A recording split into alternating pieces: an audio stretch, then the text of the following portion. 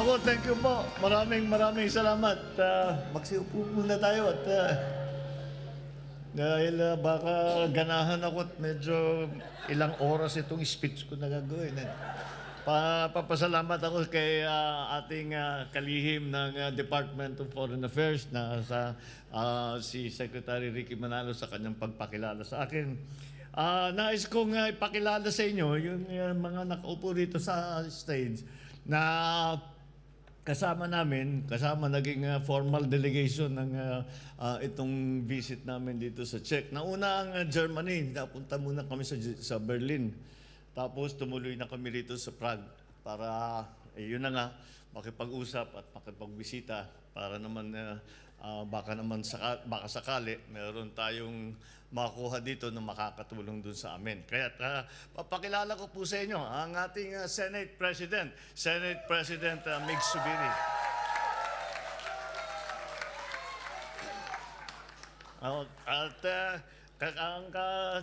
Nasa tabi nandito na kasama rin natin ang Speaker ng House of Representatives natin, Speaker Martin Romualdez.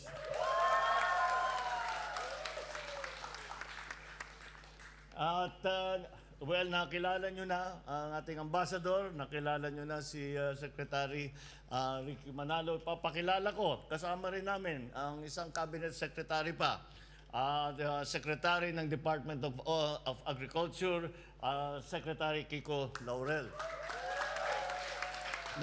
Meron po, kaya po siya kasama rito dahil alam nyo po, priority natin sa Pilipinas ang ayusin natin ang agrikultura dahil naramdaman natin nung pandemya na kung gaano kalaki ang problema, hindi natin maasahan na basta import lang tayo ng import ng lahat ng mga kailangan natin.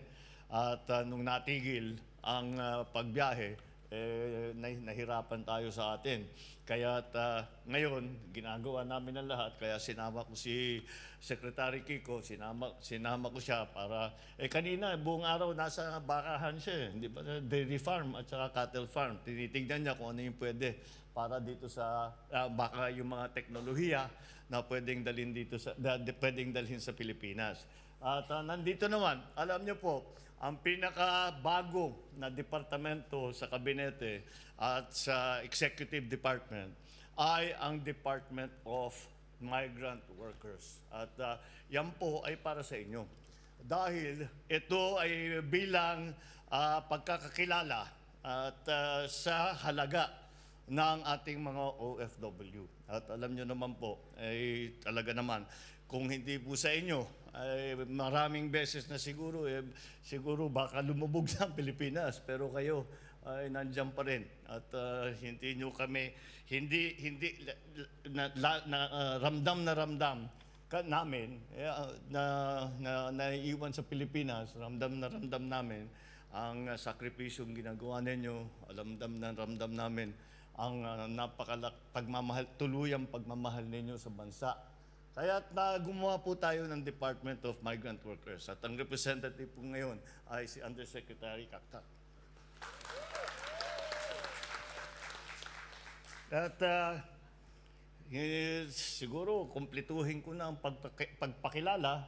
At papakilala ko po ang ating First Lady, Lisa Araneta Marcos. Para kayo high school talaga.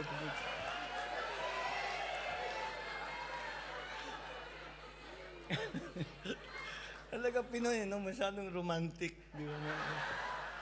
Kaya gustong-gusto tayo ng mga mga kaibigan natin na mga foreigner. Lahat ng ating kasama sa I'm sorry. Nakatago ka kasi, I didn't see you. Andito rin po ang kalihim ng Department of Trade and Industry. Ito po si Secretary Fred Pascual. Siya ang pagka meron po proposal na ibinibigay sa atin ng mga korporasyon, ng ibang gobyerno na nais nilang gawin sa Pilipinas, ay siyang nag-aayos niyan dahil trade and industry nga. So, nasa kanya lahat yung mga yan. Meron din tayong distinguished guest. Nandito rin tayo. May kasabay tayong dalawang governor dito. At kasama yata ni Secretary Kiko na tumingin sa mga baka. Andan po si Governor Rodito Albano ng Isabela po. At ang Governor po ng Tarlac, Governor Susan Yap. Kasama pa nila dito si Mayor Uy, yung mayor niya, isa sa mayor niya sa Isabela. At magandang gabi po sa inyong lahat. At maraming salamat sa napakainit niyong pagsalubog sa amin. Maraming salamat sa yung mga nalayo na kahit malayo ay pumilit na makarating dito ngayong gabi. At tayo ay makasama.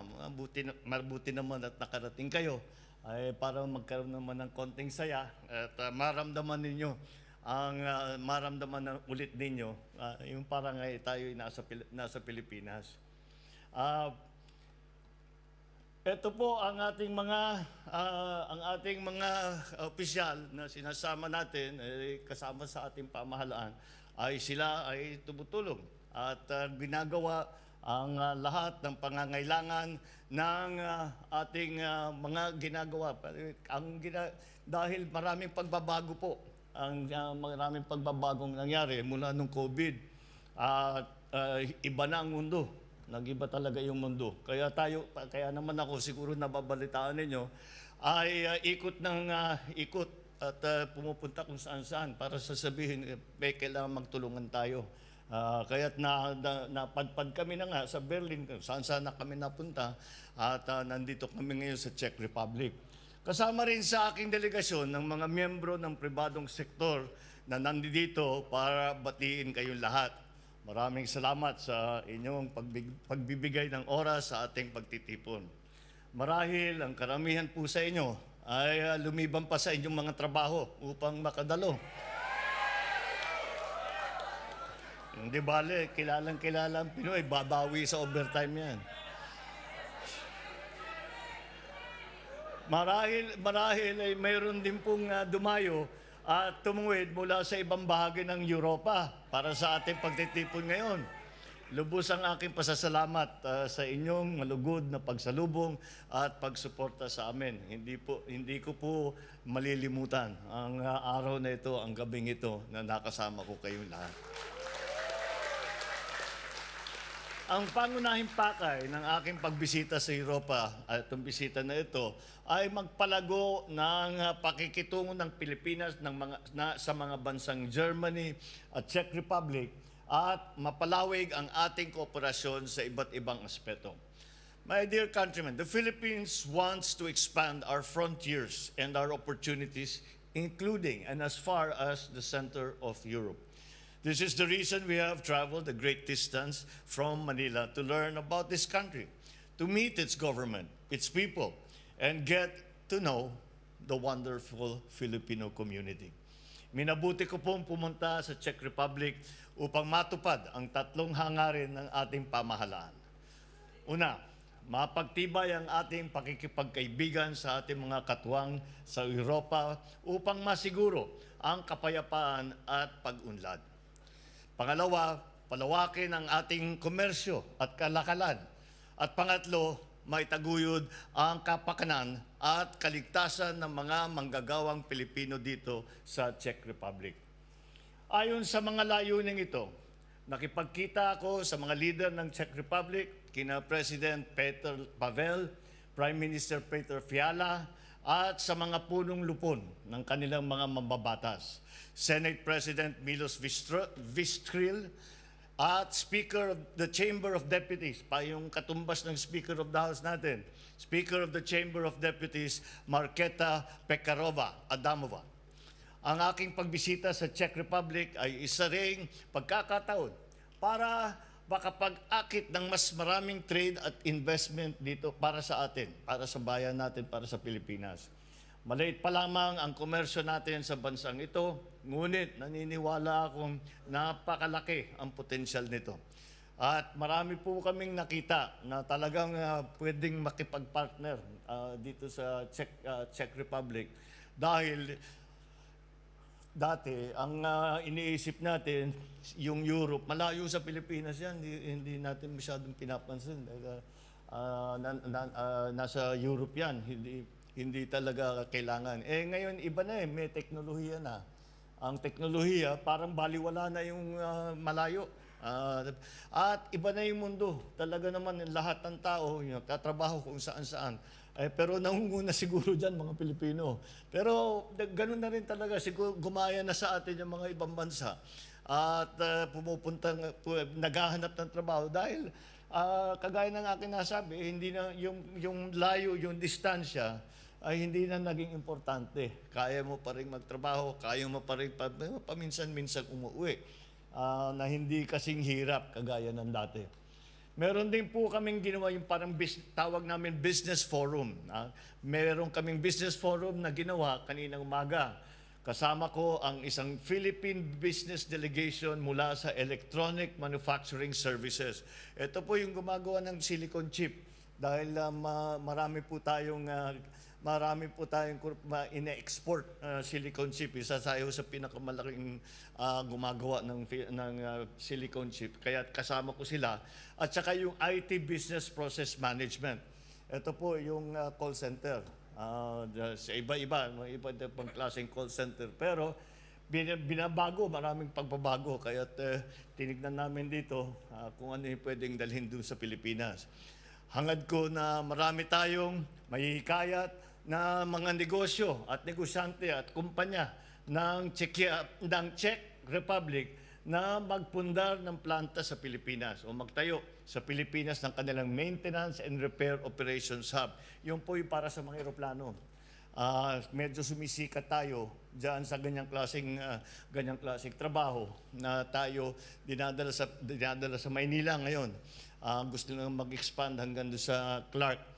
At gagawin nila, ginagawa nila yung mga makina, pag-maintain, pag-repair, bukang magaling pala ang Pilipino dyan. Kaya kahit saan ka po ng mga airport ko minsan, pag naglalanding kami, makikita mo, ang daming Pinoy na nagtatrabaho dun sa aeroplano. Kaya yun ay sisubukan natin paramihin pa. Pinaalam ko rin sa kanila ang ating interest na palaguin ang ating kooperasyon sa agrikultura, sa enerhiya, edukasyon, climate change and sustainability, transportasyon, pati sa kaalaman ng teknolohiyang paghimpapawid at pangkalawakan. Dahil magaling ang Czech Republic tungkol dyan. Pinagmalaki ko ang Pilipinas bilang isang pangunahing destinasyon para sa turismo.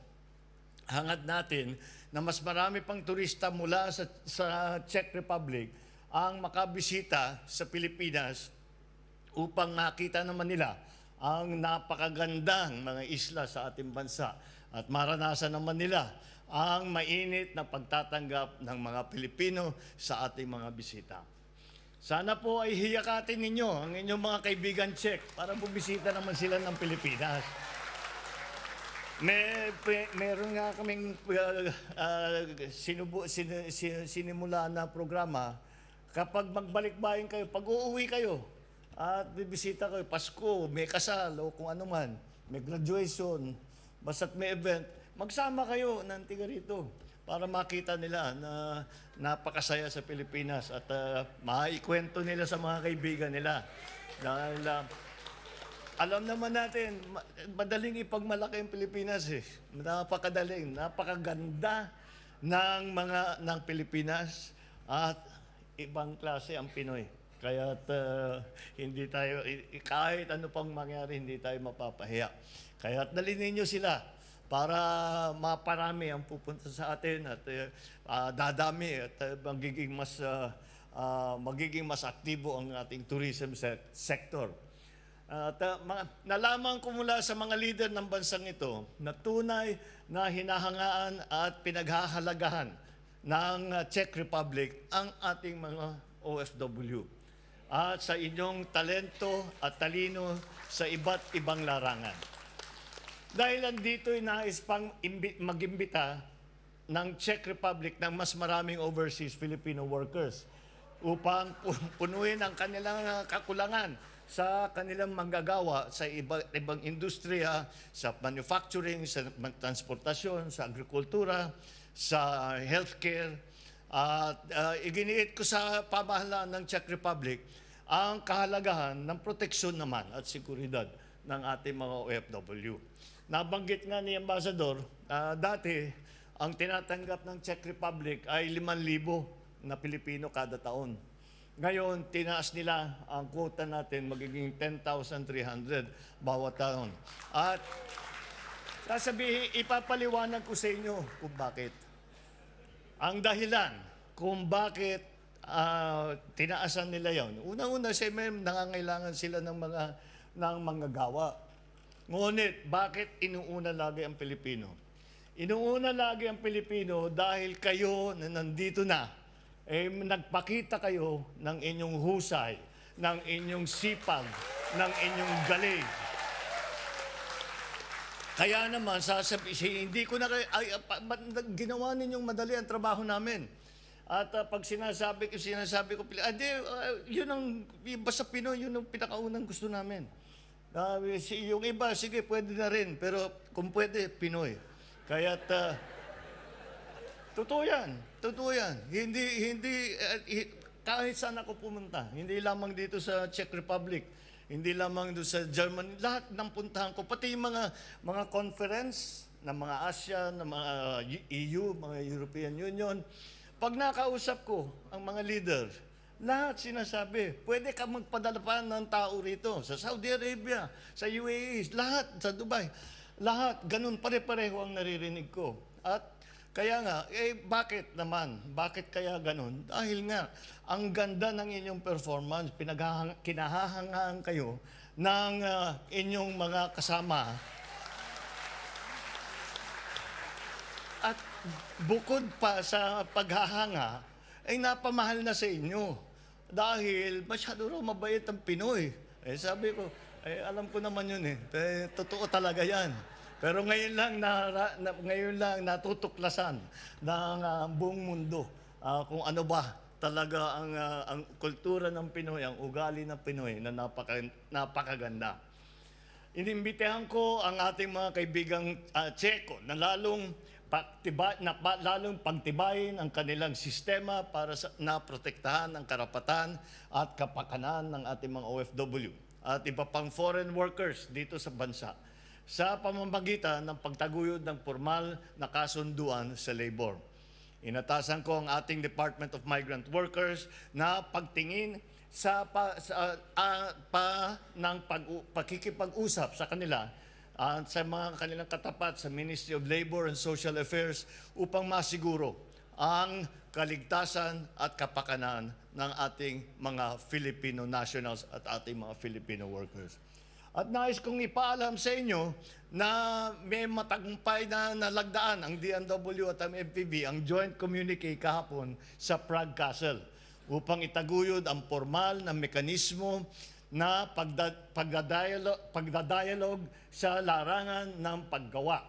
Ito ay malaking tulong sa atin, hindi lamang sa mga kababayan natin na nandito sa Czech Republic, kundi para sa ating mga kapwa Pilipino na nagnanais na makarating sa bansang ito upang makapagtrabaho. Nais kong parangalan ang ating mga kapwa Pilipino dito sa Czech Republic sa muli ninyong pagbangon mula sa pandemya. Alam kong naging isang malaking unos ito, lalo na sa mga overseas Filipinos.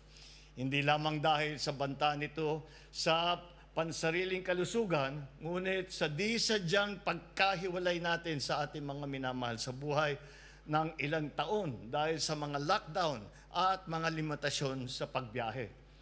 Mula sa pag-asang babangon tayo muli pagkatapos ng pandemya, may magandang balita ang ating ibabahagi sa inyo. Sa atin naman, ginagawa po namin lahat upang pagandahin ang ating Pilipinas. At yung ating mga kababayan na naiwan sa Pilipinas, lahat ang nag-iisip kami, binabago namin ang ekonomiya, binabago namin ang gobyerno upang tayo naman ay handa nagbago nga lahat eh. Kaya kailangan maghanda rin tayo, mag-adjust din tayo doon sa yung bagong ekonomiya na pagkatapos ng pandemya. May pagmamalaki ko naman that according to our latest data, our GDP grew 5.6%. At saka maganda ito because we have outpaced our other Asian neighbors like China, Vietnam, Malaysia.